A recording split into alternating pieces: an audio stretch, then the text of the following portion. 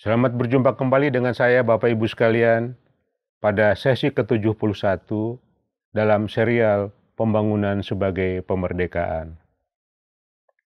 Ibu sekalian, isu sentral yang sekarang ini berkembang berkaitan dengan kelapa sawit adalah isu adanya suatu kalau kita katakan konflik, yaitu konflik interpretasi, konflik hukum, atau apalah namanya. Bapak Ibu sekalian yang lebih ahli untuk memberikan labelnya atau namanya, antara petani kelapa sawit dengan kehutanan. Dengan pemerintah dalam ini, Kementerian Kehutanan. Yang mana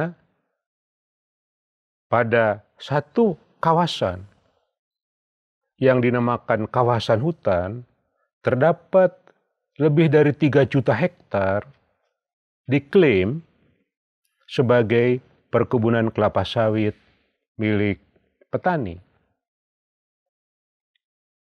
Bapak Ibu sekalian, isu ini merupakan isu yang sangat penting untuk dicari solusinya. Di satu pihak, kita bisa melihat bahwa para petani kelapa sawit telah melakukan investasi pikirannya, tenaganya, biaya, dan segala macamnya untuk menanam kebun sawit. Di sini banyak proses terjadi. Jual belilah atau apa saja banyak terjadi.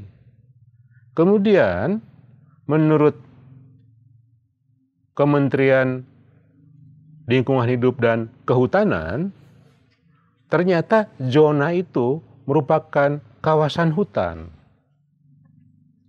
Jadi ada dua pihak, alfa dan beta, mengklaim bagian dari jurisdiksinya masing-masing, ini punya kami. Inilah suatu persoalan yang akan memakan energi besar. Kalau kita mendasarkan pemikiran bahwa solusi itu ada dalam proses hukum, maka penanganan ini baru dapat diselesaikan melalui proses pengadilan. Pengadilanlah yang menunjukkan bahwa disinilah batas kehutanan, disinilah batas para petani, yang mana kemudian nanti pasti ada yang dikalahkan, ada yang dimenangkan. Bapak Ibu sekalian, apabila kita lihat fenomena ini dari sudut pandang pembangunan, maka dengan data yang mutakhir, katakanlah ternyata bisa ditunjukkan di situ ada kebun sawit kurang lebih 3 juta hektar, katakanlah 3 juta hektar itu kurang lebih setengahnya kebun sawit Malaysia. Jadi luas sekali ini, ya. Maka dari kacamata pembangunan, di situ telah terjadi investasi, bukan uang negara, tetapi investasi keringat para petani membangun suatu kawasan, ya, untuk atau sudah menjadi perkebunan kelapa sawit. Oleh karena itu, apabila kita menggunakan sudut pandang development, maka yang perlu kita pikirkan adalah apakah ini menguntungkan atau tidak. Menguntungkan secara sosial, menguntungkan secara ekonomi, menguntungkan secara politik, menguntungkan secara administratif, menguntungkan secara development keseluruhan. Apabila dianalisa hasilnya lebih banyak manfaatnya daripada mudaratnya, maka development go.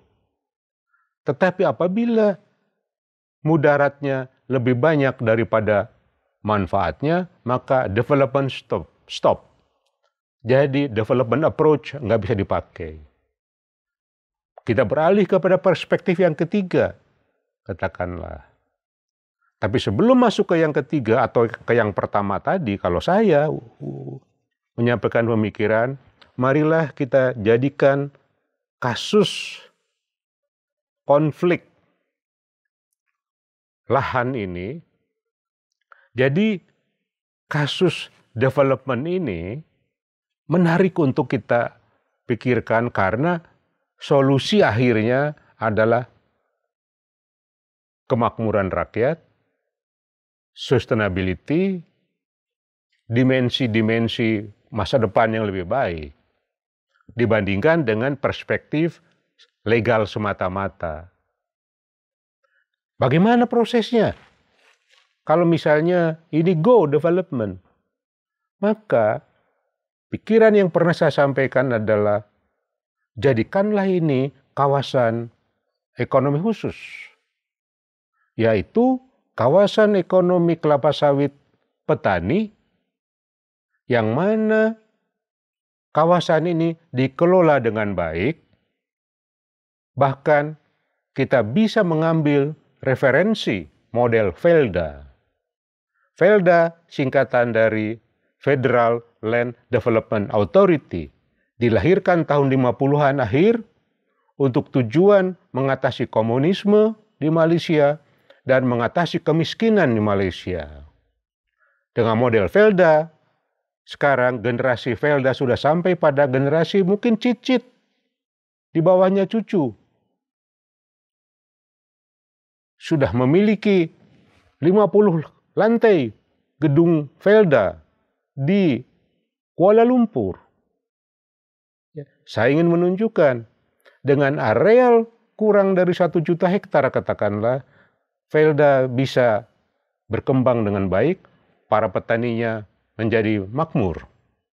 Nah, yang 3 juta hektar kurang lebih ini, ya, tentu harus lebih baik dari FELDA, karena kalau FELDA dilahirkan tahun 50-an akhir, konsep untuk menangani kurang lebih 3 juta hektar kebun sawit petani di areal kawasan hutan ini, ya, dilahirkan di abad ke-21, dekade ketiga.